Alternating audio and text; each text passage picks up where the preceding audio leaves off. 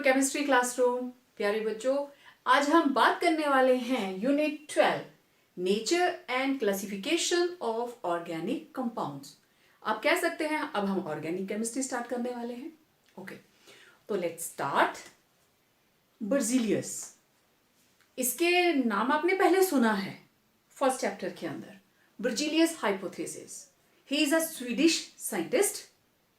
I am saying he is क्योंकि उसकी कई बातें हम आज भी पढ़ रहे हैं, अपनी कॉपीज में नोट कर रहे हैं, उनको फॉलो कर रहे हैं। So he is living in the books. Okay, so he is a Swedish scientist and he said in 1815 organic compounds की जब डिस्कवरी हुई तो सिर्फ इतना पता था जो लिविंग सोर्सेज में से कंपाउंड्स मिलते हैं they are organic, either plants, animals, right. Animals में ह्यूमन बींग्स भी आ गए, बाकी एनिमल्स भी आ गए, इंसेक्ट्स भी आ गए, एवरीथिंग, प्लांट्स भी आ गए, सब कुछ। तो जो कंपाउंड्स हमें लिविंग सोर्सेज में से मिल रहे हैं, या मैं ऐसे कहूं जिन कंपाउंड्स का सोर्स ऑफ ओरिजिन ऑर्गेनिक है, लिविंग है, उनको बोल दिया ऑर्गेनिक कंपाउंड्स। ठीक है, कार्बन, हाइड्रोजन, ये हमारी बॉडी में पाए जाते हैं और इनसे बनने वाले कंपाउंड्स बहुत सारी रेंज है, carbohydrates, lipids, proteins, fats, everything, nucleic acids. तो ये सारे के सारे क्या हैं? Organic compounds. ठीक है, तो बर्जीलियस काफी टाइम से he was working on organic compounds and was trying to find out what sort of force is present in these compounds, क्योंकि बहुत स्टेबल है ये कंपाउंड्स। हमारे प्रीवियस वीडियोस के अंदर आपने डीएनए का वर्क देखा है, वो कैसे काम करता है, प्रोटीन्स का देखा है, देन कार्बोहाइड्रेट्स के स्ट्रक्चर्स देखे हैं, that how beautifully they are arranged in nature. तो Berzelius he was trying to find out कि अगर डीएनए के अंदर ए, टी, जी, सी आपस में जुड़ते हैं तो कैसे। Worked very hard but he didn't find answer. He tried to prepare these compounds in a laboratory. उसने सोचा कि मैं लेबोरेटरी में चीनी बनाऊं, ठीक है, without using cane sugar liquid. Cane sugar से निकलने वाला जूस मैं नहीं लूं, लेकिन मैं लैब में चीनी बनाऊं। He was not able to prepare that. Although he was knowing the formula that it is C12H22O11, but he was not able to prepare sugar, sucrose in laboratory. Okay. After a work of number of years, a couple of years, he came out with a generalization that जितने भी organic compounds हैं, they cannot be prepared in laboratory. क्योंकि उससे नहीं बना तो उसने इस चीज को generalize कर दिया that organic compounds cannot be prepared in laboratory. Okay, अब आगे से क्वेश्चन, क्यों नहीं हो सकते लैब में प्रिपेयर? उसने कहा because some mysterious force is responsible for their formation and this is not within the reach of human beings. A little bit dramatic. बोलता है कि इनको बनाने वाली कोई मिस्टीरियस फोर्स है, कोई जादू है जो हमारी रीच से, मीन्स ह्यूमन बींग्स की रीच से बहुत परे है। और लोगों ने उसकी बात मान भी ली। बिल्कुल सही बोल रहा है, इसने बहुत काम किया है। यस, इनऑर्गेनिक कंपाउंड्स तो बन जाएंगे लेबोरेटरी के अंदर, लेकिन ऑर्गेनिक कंपाउंड्स नहीं बनेंगे। तो ऑर्गेनिक का पुराण बंद। बहुत सालों तक ऐसे ही चलता रहा और ये जो जनरलाइजेशन थी ना, इसने उस मिस्टीरियस फोर्स को, उस जादू वाली फोर्स को नाम दिया vital force. He said this is a vital force. Okay, तो उसकी ये जो थ्योरी थी, जो जनरलाइजेशन थी, just 2 lines, that it is not within the reach of human beings and they can not be prepared in the laboratory, it came out with a name that this is vital force theory. जब भी आप organic chemistry की बात करते हो, उसको पढ़ने की कोशिश करते हो, स्टार्टिंग करते हो in the beginning, her class के अंदर, even in your 10th class you have read this, that vital force theory. सबसे पहले ऑर्गेनिक कंपाउंड्स को इसी थ्योरी से पढ़ाया जाता था बहुत सालों तक। लेकिन क्योंकि क्यूरियोसिटी का दूसरा नाम साइंस है, तो कुछ लोगों ने तो बात मान ली, बिल्कुल जी आपने जो कहा बिल्कुल सही है, लेकिन कुछ क्यूरियस होते हैं, नहीं लेट मी टेस्ट, मैं इसकी कहीं बात पे यकीन नहीं करूंगा। तो ऑर्गेनिक कंपाउंड्स के बारे में कोई बात नहीं कर रहा था, लेकिन एक्सीडेंटली इन 1828, ऑलमोस्ट आफ्टर 13 ईयर्स, 13 सालों तक, with in the span of 13 years, किसी ने भी ऑर्गेनिक कंपाउंड बनाने की कोशिश नहीं की। इसी थ्योरी को फॉलो करते रहे, क्योंकि बर्जीलियस एक बहुत फेमस नाम था, बहुत काफी काम किया था उन्होंने, गैसेस की एटॉमिसिटी के बारे में काफी काम किया था। तो ही वॉज सपोज टू कि नो, जो उसने कहा है वो इतिश्री है, that is final.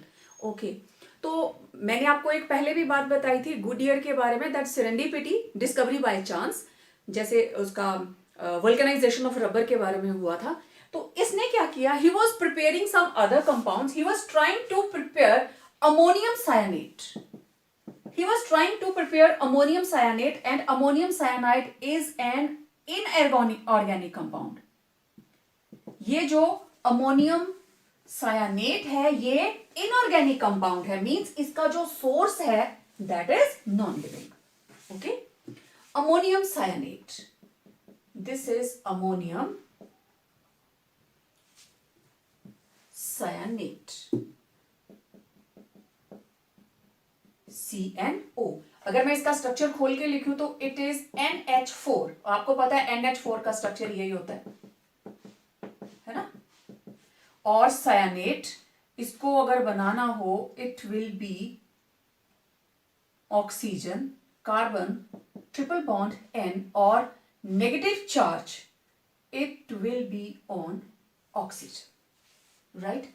It is bearing negative charge, तो ये आर बॉन्डेड टुगेदर, ये दोनों साथ में जुड़े हुए हैं। वेल, तो दिस वाज अमोनियम सायानेट। तो वो इसको बना रहा था। नाउ ये देखो केटाइन और ये रहा एनाइन, दोनों में आयनिक फोर्स, हाँ एनाइन के अंदर कोवलेंट बॉन्डिंग नजर आ रही है। तो वो इसको बना रहा था। रिएक्शन उसने किसकी करवाई, अमोनियम सल्फेट और पोटेशियम सायानेट की। He made to react ammonium sulphate and potassium cyanate, heat किया और बन गया अमोनियम सायानेट। इसके दो मॉलिक्यूल्स, ये लीजिए, ऑल बैलेंस्ड। और जैसे कि होता है, पोटेशियम के साथ लग गया सल्फेट और अमोनियम के साथ लग गया सायानेट, ये चीज बन गई। फिर उसने इसको हीट किया, अमोनियम सायानेट को हीट किया, इस स्ट्रक्चर की रीअरेंजमेंट हुई और ये यूरिया बन गया, 2 मॉलिक्यूल्स ऑफ, इस स्ट्रक्चर की रीअरेंजमेंट हुई and there was formation of urea. Means this structure, now this is having 1 carbon, ये ऑक्सीजन ऊपर चली गई, ये नाइट्रोजन इसके पास जा रही है, ये हो गया डबल बॉन्ड O, इधर N था, 2 हाइड्रोजन इसके पास और अमोनियम के 2 हाइड्रोजन इसके पास, charges balanced, and it was urea. ये वाला जो कंपाउंड था ammonium cyanate, it was inorganic. Ammonium cyanate, it was inorganic compound, and जो हमारे पास बना that was organic compound। ठीक है, तो ये रीअरेंजमेंट हुई और ये चीज बन गई। कैसे हुई रीअरेंजमेंट, ये मैंने इधर लिखा है। And urea, it was the first organic compound prepared in laboratory, prepared in laboratory। आपका 1 नंबर का question, name the first organic compound prepared by human beings in laboratory, and it was prepared by Vollard, and he is a German scientist in 1828। accidentally, serendipity, discovery by chance, बनाना था उसको ये और बन गया urea. फिर क्या हुआ, drastic change, organic chemistry के फील्ड के अंदर एकदम से फ्लड आ गया कि अगर यूरिया बन सकता है तो बाकी कंपाउंड्स क्यों नहीं। And it was the blueprint, it was the footprint in the history of organic chemistry। so after that, अब तो लेबोरेटरी के अंदर ऑर्गेनिक कंपाउंड्स इतने ज्यादा हैं कि जो वेनिला एसेंस वाली आइसक्रीम आप खाते हो, आपको लगता है कि इसमें फ्रूट एक्सट्रैक्ट डाला है, दैट इज प्योरली केमिकल। जो बनाना एसेंस, जिसमें बनाना जैसी खुशबू आती है आइसक्रीम के अंदर, उसमें कहीं पे भी फ्रूट वाला बनाना नहीं होता, उसके अंदर भी केमिकल कंपाउंड होता है, राइट। तो mystery of organic chemistry is very very mysterious but interesting to अब आगे बढ़ते हैं। वेल, अब थोड़ा आगे बढ़ते हैं। अब ऑर्गेनिक केमिस्ट्री किसको बोलेंगे? सिंपल, जो कंपाउंड जिनका सोर्स ऑर्गेनिक हो, मींस इनका सोर्स है ऑर्गेनिक तो ऑर्गेनिक कंपाउंड, और जिनका सोर्स है inorganic means non living, organic का मतलब लिविंग, जिनका लिविंग सोर्स है दे आर ऑर्गेनिक, और जिनका नॉन लिविंग सोर्स है जैसे माइंस हो गई from under the crust of earth, तो जो नॉन लिविंग सोर्स में से निकलेंगे वो इनऑर्गेनिक, जो लिविंग सोर्स में से निकलेंगे वो ऑर्गेनिक। ओके, तो देखिए Lavoisier, he was the first person, Lavoisier, he was the first person who stated, जिसने स्टेटमेंट दी कि सभी के सभी ऑर्गेनिक कंपाउंड्स के अंदर carbon and hydrogen they are the main constituent. उसके अलावा कुछ भी हो सकता है, they may have nitrogen, sulphur, phosphorus, halogens, anything else, but carbon and hydrogen they are the main constituent according to Lavoisier, and he was the first person to give this definition for organic compounds. Okay, तो hydrocarbons क्या है? Compounds of carbon and hydrogen, they are the simplest organic compounds, और बाकी जितने भी organic compounds हैं they are derived from hydrocarbons, उनको hydrocarbon से ही डिराइव किया जाता है, राइट? तो फिर अगर ऑर्गेनिक केमिस्ट्री को डिफाइन करें तो what is that? Organic chemistry is the study of hydrocarbons and their derivatives. अब ये हाइड्रोकार्बन्स कौन कौन से हैं उनको देखते हैं। चलिए ऑर्गेनिक कंपाउंड्स को क्लासिफाई करते हैं। अब हमें ये तो पता है कार्बन हाइड्रोजन इसमें मेन रहने वाला है। तो टाइप्स ऑफ ऑर्गेनिक कंपाउंड, अगर मैं इसको ब्रॉडली, बिल्कुल ब्रॉड टर्म के अंदर क्लासिफाई करूं तो दो तरह के होंगे, या तो ये होंगे ओपन चेन, ठीक है, या तो इनका स्ट्रक्चर ओपन चेन होगा या फिर क्या होगा, क्लोज्ड चेन और रिंग, ठीक है, या तो चेन क्लोज होगी या चेन ओपन होगी, ओपन चेन और close chain. Okay, open chain है अगेन दो तरह की हो सकते हैं, एक लीनियर सीधी चेन और दूसरी ब्रांच्ड, कि उसमें बीच बीच में ब्रांचिंग्स आ गई। लीनियर चेन्स का मतलब that carbon is bonded to another carbon forming long straight chain। Linear का मतलब लॉन्ग स्ट्रेट चेन, ठीक है, जैसे ये रही दो कार्बन की, ये रही तीन कार्बन की, चार वैलेंसीज हैं, बाकी जगहों के ऊपर हाइड्रोजन, ठीक है, ये चीजें आप बनाते हो पहले भी। तो तीन कार्बन की, let it be of 4 carbon, ये जितनी जगह खाली है यहां कौन लगा है, हाइड्रोजन हाइड्रोजन हाइड्रोजन, क्योंकि these are hydrocarbons, ठीक है। छोटी क्लासेस से आप यही करते आ रहे हो, इसको थोड़ा और मैं स्मॉल करके लिखती हूं। ओके, अब देखो लीनियर चेन मतलब स्ट्रेट चेन, तो पहले मैं दो कार्बन की बनाती हूं, एक दो, ठीक है, कार्बन की टोटल वैलेंसी 4, तो 1 2 3, हाइड्रोजन हाइड्रोजन हाइड्रोजन 1 2 3 हो गई, दोनों तरफ 4, ये दो कार्बन की होगी, 1 2 3 4 कार्बन की, ठीक है। अब एक कार्बन के साथ 3 हाइड्रोजन मैंने इकट्ठे लगा दिए, जो यहां पे आएगी 1 2 इसके साथ लगेंगी 2, 1 2 इसके साथ लगेंगी 2, इधर 1 इसके साथ लगेंगी 3, गॉट इट। तो किसी भी तरीके से आप इसको बना सकते हो, 3 कार्बन 1 2 3, CH3 CH3 CH2, तो ये हो गई लीनियर चेन। अब देखिए branched chain, carbon is bonded to another carbons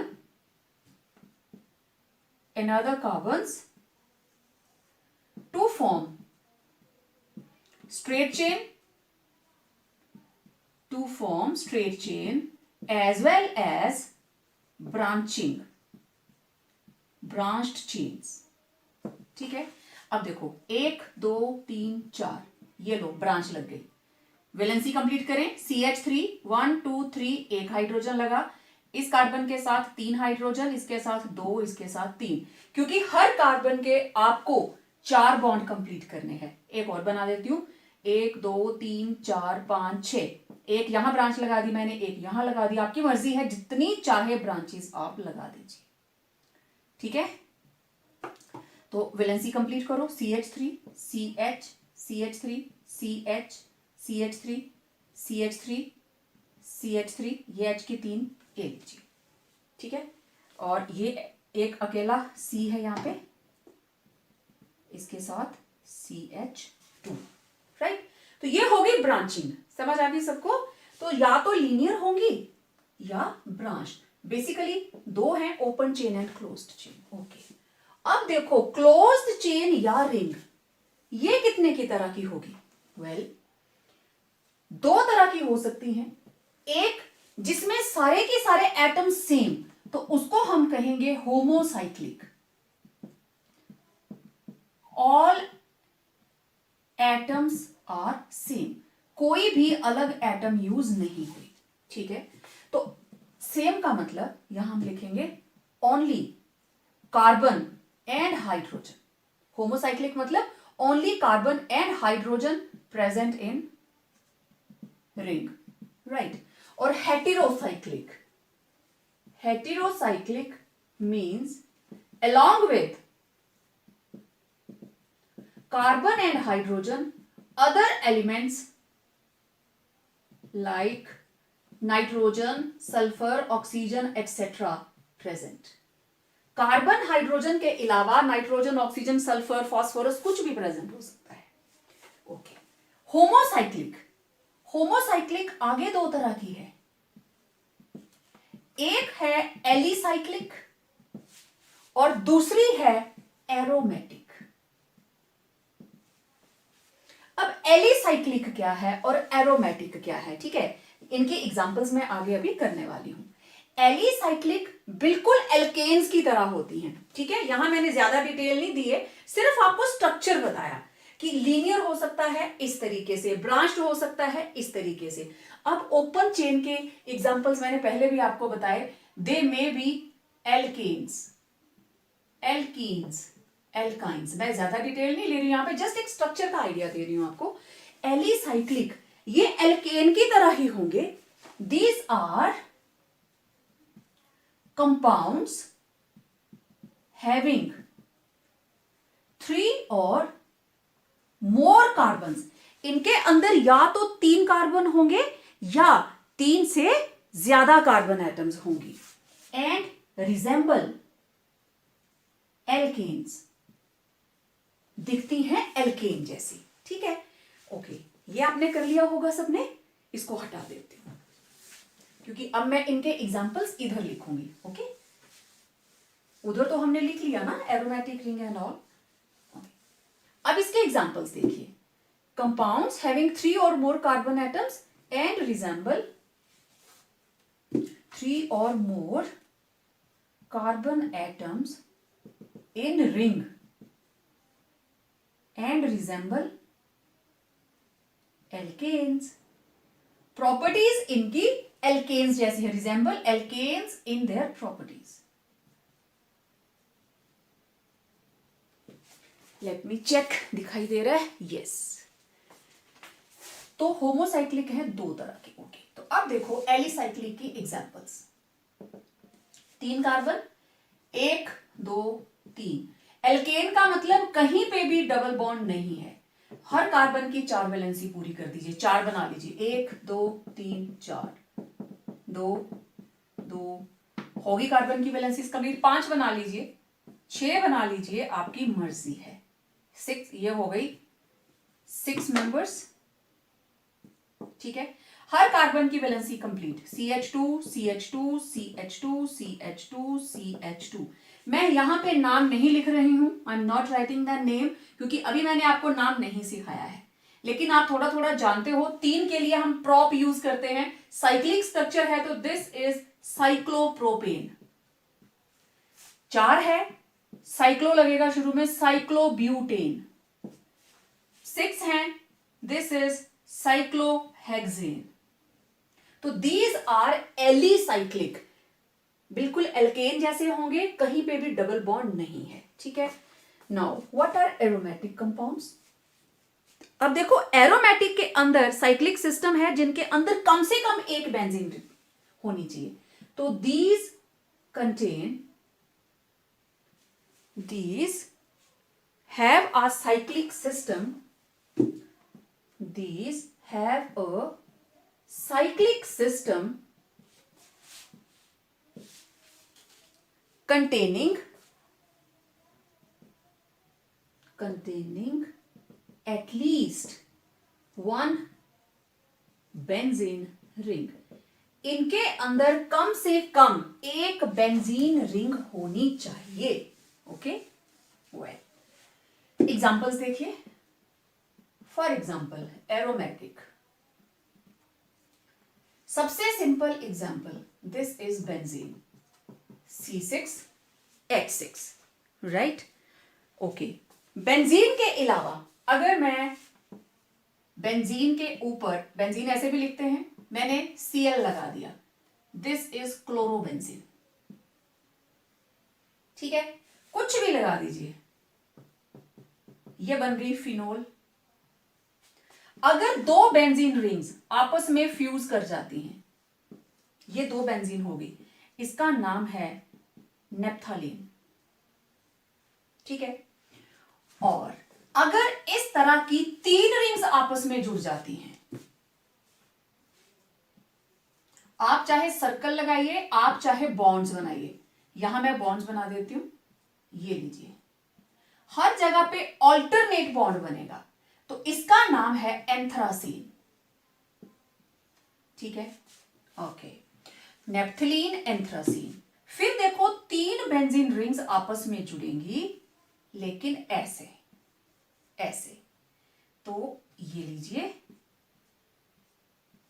check कर लीजिए, कहीं पे भी आपको दो सिंगल बॉन्ड या दो डबल बॉन्ड इकट्ठे दिखाई नहीं देंगे, इसका नाम है फिनेंथ्रीन, दिस इज फिनेंथ्रीन। तो इस तरीके से हमारे पास बहुत सारे ऑर्गेनिक कंपाउंड्स हैं जिनको हम एरोमेटिक की कैटेगरी में ऐड करते हैं। इसके अलावा ऐसे करते हैं, ये रही एक बेंजीन रिंग, फिर इसको ऐसे जोड़ा, ठीक है, इसको बोलते हैं डाइफिनाइल। ऐसे ही अगर आप तीन बेंजीन न्यूक्लियस आपस में जोड़ देते हो, तो इसे क्या बोलेंगे? ट्राइफिनाइल, ठीक है। तो अभी तक आपने जितने भी कंपाउंड्स देखे, सभी के अंदर एक बेंजीन रिंग थी, एक या एक से ज्यादा। तो इन सभी कंपाउंड्स को, जो इससे पहले भी मैंने बनाए, हम इनको बोलते हैं बेंजीनॉइड्स।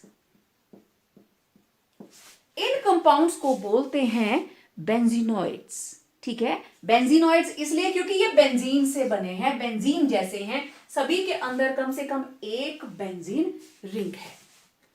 तो क्या सिर्फ वही कंपाउंड ऑर्गेनिक कंपाउंड होते हैं जिनमें बेंजीन रिंग होती है? नहीं, हमारे पास और भी कंपाउंड्स हैं जिनमें बेंजीन रिंग नहीं होती, but still they are aromatic compounds. Let's see. अब कौन से हैं वो कंपाउंड्स जिनमें बेंजीन रिंग नहीं है लेकिन वो ऑर्गेनिक एरोमेटिक कंपाउंड्स की कैटेगरी में आते हैं, ठीक है। तो हमारे पास हैं heterocyclic compounds. There are closed chain compounds which are considered organic compounds and they are heterocyclic. कौन कौन से हैं? Let's see.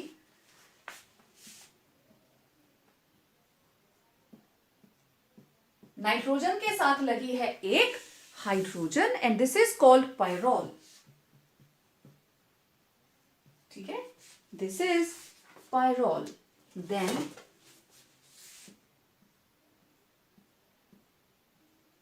अगर यहां पे लगी है ऑक्सीजन,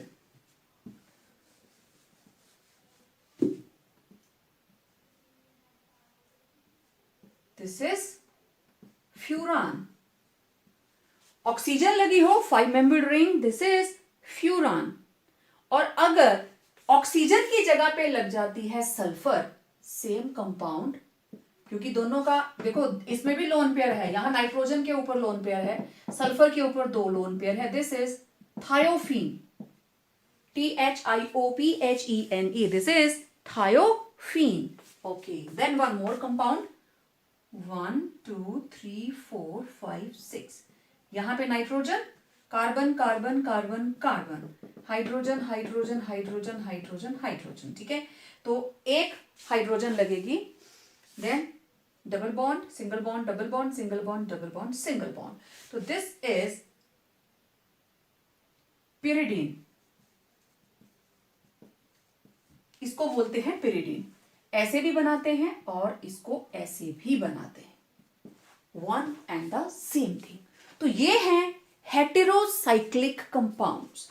तो ये एग्जांपल्स आएंगे यहां पे, pyrrole, furan, thiophene and pyridine।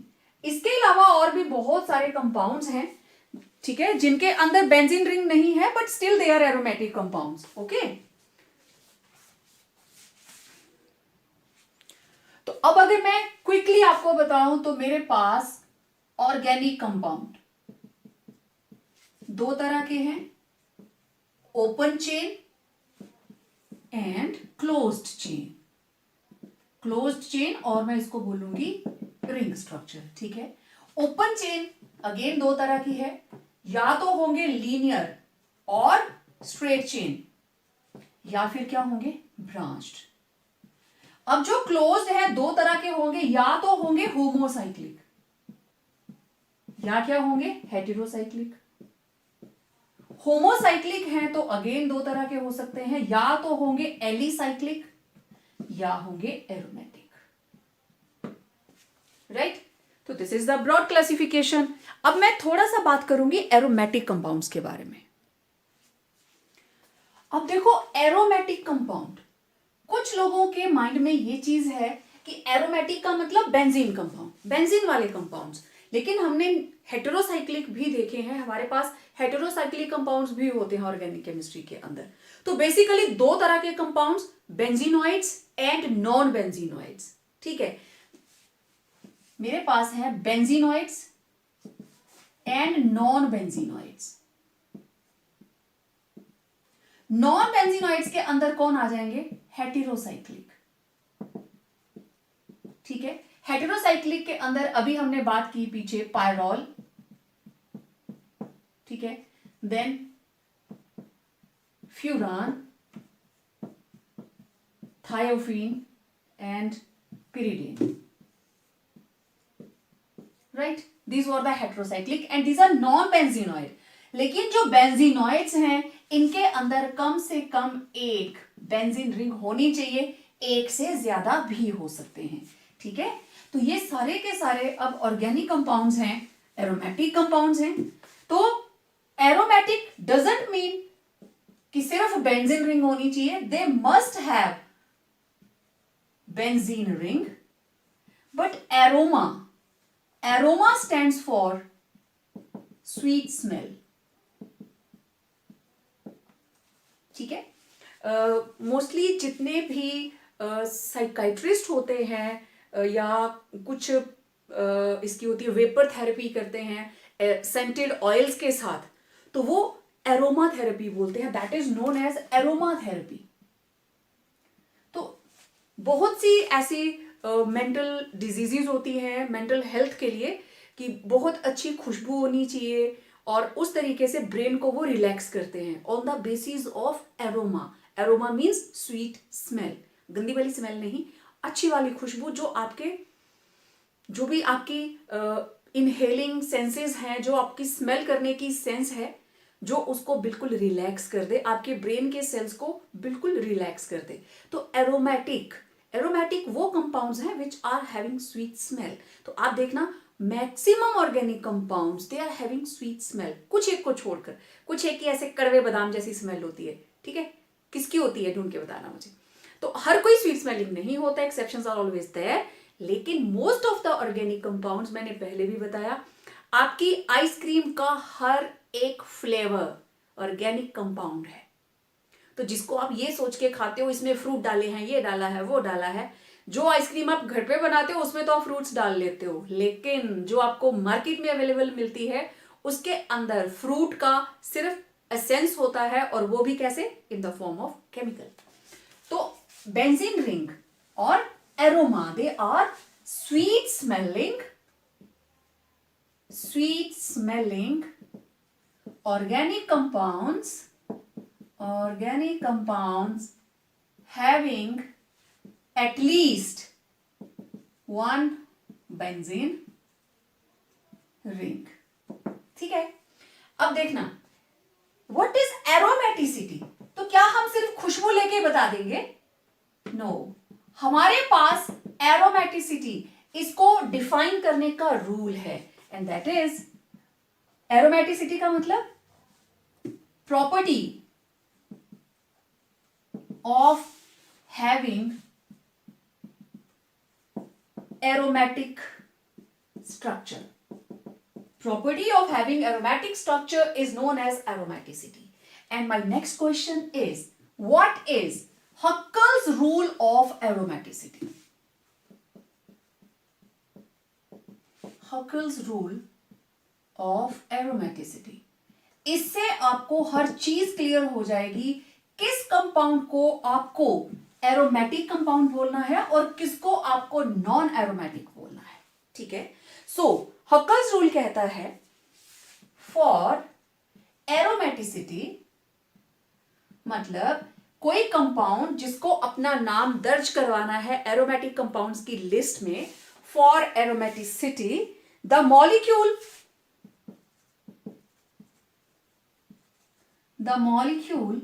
must be planar.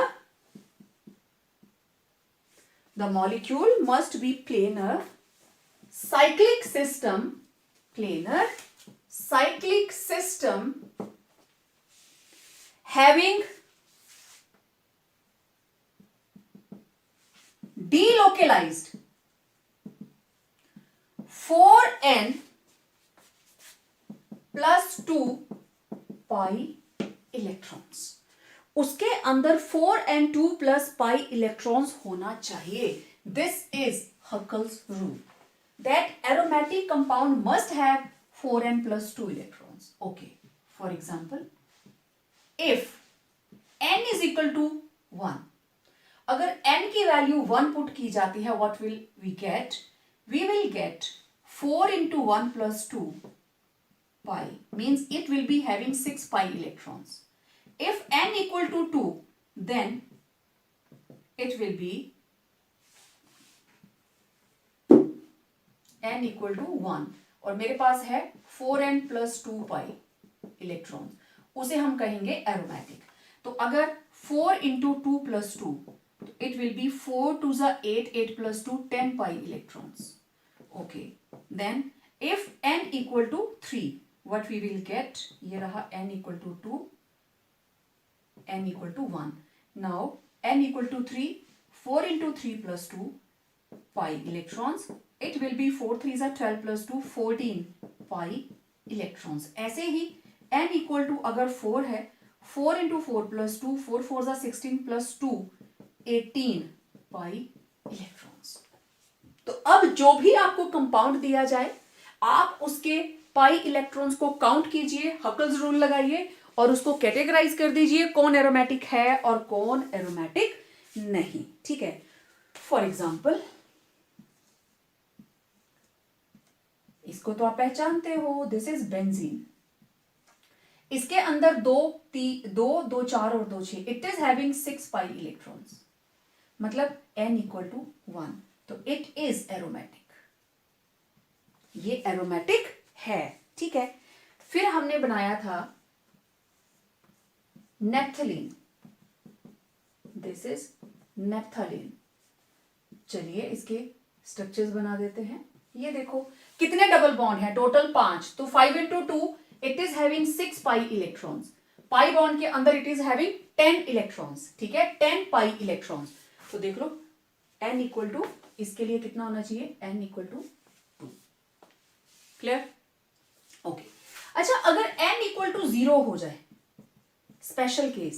n अगर 0 है, it will be 4 into 0 plus 2 pi means the system will be having 2 pi electrons. ठीक है, इसका ध्यान रखना. अभी मैं कुछ और एग्जांपल्स नोट करती हूं.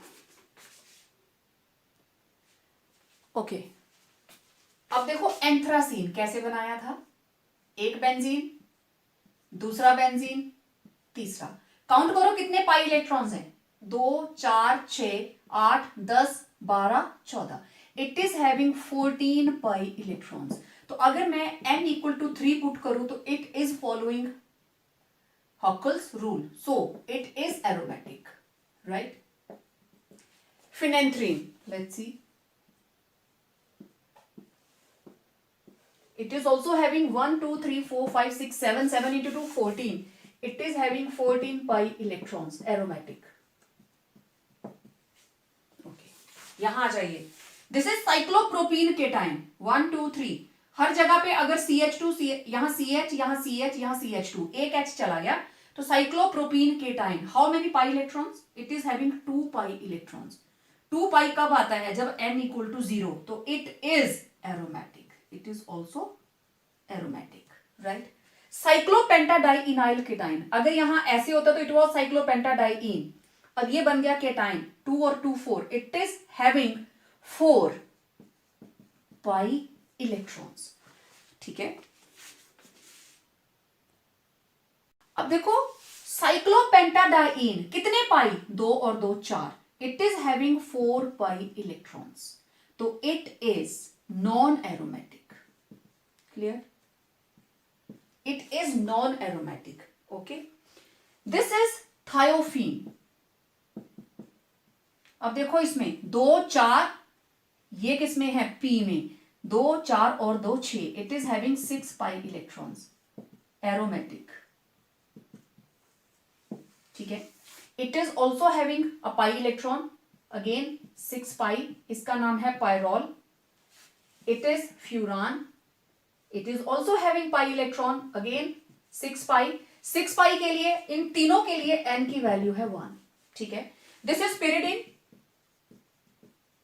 इसके लिए भी 2 4 6. It is having 6 pi electrons. तो इट इज ऑल्सो एरोमेटिक. इनमें सिर्फ ये था साइक्लोपेंटाडाइन जो कि नॉन एरोमेटिक आया. अब आप एक चीज और देखिए. ये जो नीचे वाली रो में मैंने जितने भी बनाए हैं ये सारे के सारे हैं नॉन बेंजीनोइड्स. ठीक है. क्लासिफिकेशन आप किसी भी तरीके से कर सकते हो. These all are non benzenoids. और जो ऊपर वाले हैं 1 2, इससे पहले मैंने बेंजीन और नेफ्थलीन बनाए, वो क्या थे? बेंजीनोइड्स, क्योंकि उनमें बेंजीन रिंग थी. इन सभी स्ट्रक्चर के अंदर कहीं पे भी बेंजीन रिंग नहीं है. तो 1 2 3 4 5 6 ये क्या है? Non benzenoid. मैं अभी एक और बनाने वाली हूं. इसके अलावा बाकी सारे के सारे क्या थे? बेंजीनोइड्स. ठीक है. जो अभी मैंने 4 बनाए थे, बाद में मैं नाम लिख के बताती हूं आपको इनके. अब देखना इसको. ये है साइक्लोपेंटाडाइन.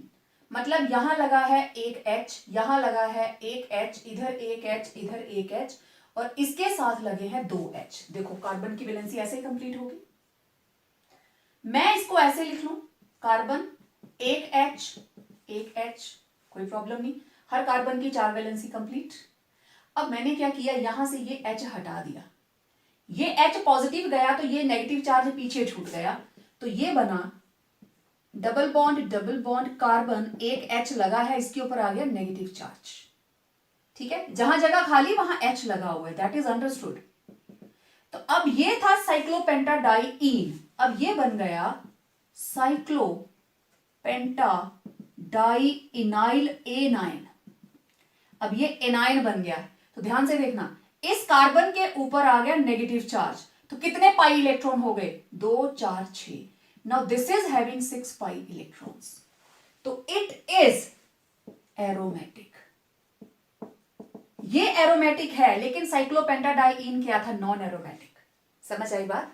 कार्बन के ऊपर पाई सिस्टम के अंदर नेगेटिव चार्ज प्रेजेंट है. ठीक. ओके. इसके अलावा वन मोर.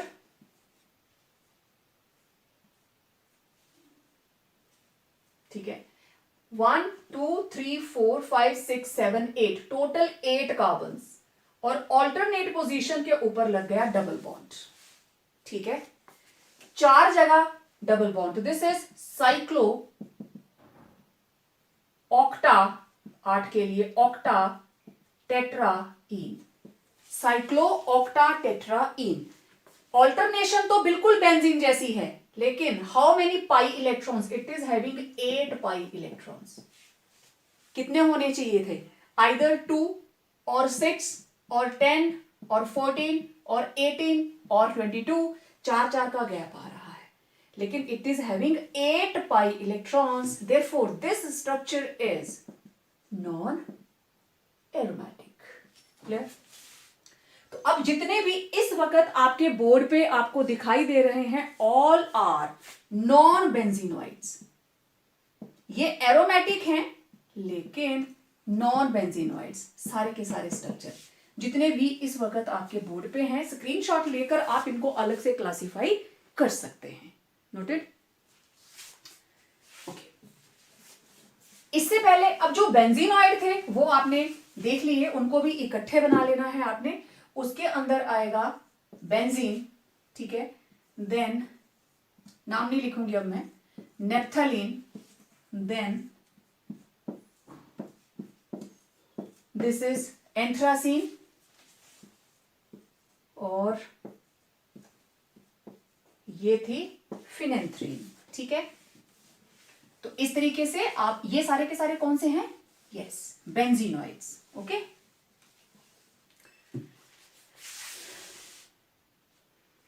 अब ये एक कंपाउंड है आपके सामने, आपको पता है इसका नाम है डाइफिनाइल।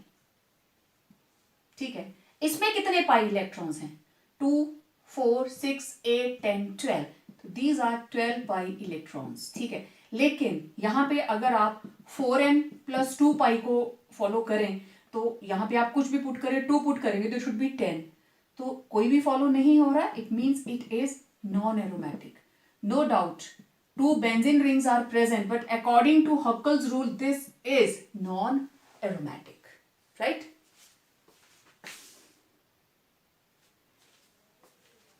So, किस कंपाउंड को हम एरोमेटिक कंपाउंड बोलेंगे?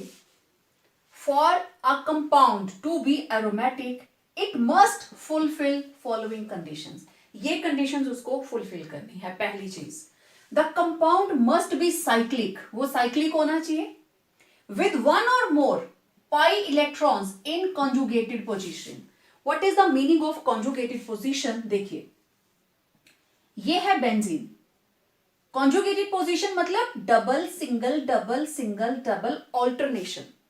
ठीक है, ऑल्टरनेट होना चाहिए, तो ये चीज होगी तो हम उसको एरोमेटिक में कंसीडर करते हैं। और कंपाउंड के अंदर सब्स्टिट्यूशन रिएक्शन होनी चाहिए, it should not undergo addition and oxidation reactions. इसके बारे में हम आगे जैसे जैसे चैप्टर बढ़ेगा उसके बारे में डिटेल में बात करेंगे। And yes, compound should be planar, मैंने शुरू में भी बताया, cyclic planar structure, it must be planar means flat and have tendency to show resonance, resonance उसमें होनी चाहिए। And the most important the compound must obey Huckel's rule, which states a cyclic compound will behave as aromatic if it has 4n+2 pi electrons, और n की value 0, 1, 2, 3 कुछ भी हो सकती है। यही रीजन था कि इसके अंदर ये रहा बाइसाइक्लिक कंपाउंड। ठीक है, okay, this is bicyclic, double single double single double single double single double single double single, alternation पूरी है, मतलब ये इस वाले ग्रुप को तो फॉलो कर रहा है, कॉन्जुगेशन तो है, it has conjugation, it is conjugated, but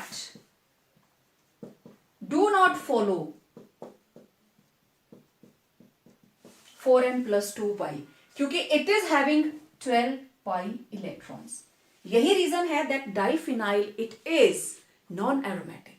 इसको हम नॉन एरोमेटिक बोलते हैं, जबकि देखने में तो 2 बेंजीन रिंग्स लगी हैं, कॉन्जुगेशन भी है, लेकिन हॉकल्स रूल को ये ओबे नहीं करता। तो जिसके अंदर ये सारी कंडीशंस फुलफिल होंगी, only those compounds they will be categorised in aromatic compounds. अब आपका जो लिख के मुझे भेजने का काम है, आपको लिस्ट बनानी है, जो मैंने एग्जांपल्स दी, बेंजीनोइड्स एंड नॉन बेंजीनोइड्स। तो क्लासिफिकेशन आप अपनी सहूलत के लिए किसी भी तरीके से बना सकते हैं। ठीक है, सो आज के वीडियो में इतना ही।